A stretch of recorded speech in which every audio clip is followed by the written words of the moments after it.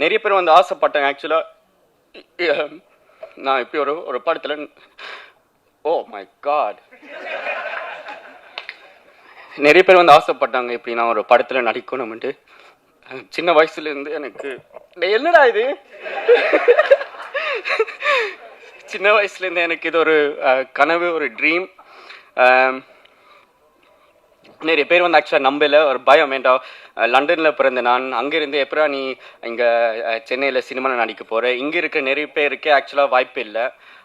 So அதை தாண்டி நீ எப்படிடா நீ உள்ளுக்குள்ளே போகிறேன்ட்டு நிறையா கேள்வியில் இருந்தது நிறைய பேருக்கு.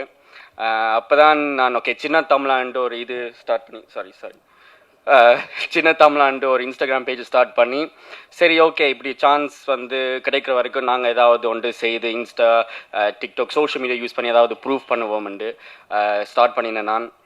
அதில் வந்து எனக்கு கென் வந்து ஒரு மெசேஜ் போட்டு, ப்ரோ நீங்கள் சென்னைக்கு வரும்போது நாங்கள் மீட் பண்ணலான்ட்டு சொல்லிவிட்டு எனக்கு இந்த ஒரு படம் ஒன்று இருக்குது, நான் எழுதிக்கிட்டு இருக்கிறேன், அதில் ஒரு கேரக்டர் இருக்குது, நீ இன்ஸ்டாகிராமில் நீ என்ன பண்ணுறியோ அதை நீ இங்கே பண்ணு என்று சொல்லி எனக்கு ஒரு ஆப்பர்ச்சுனிட்டி தந்தவர்.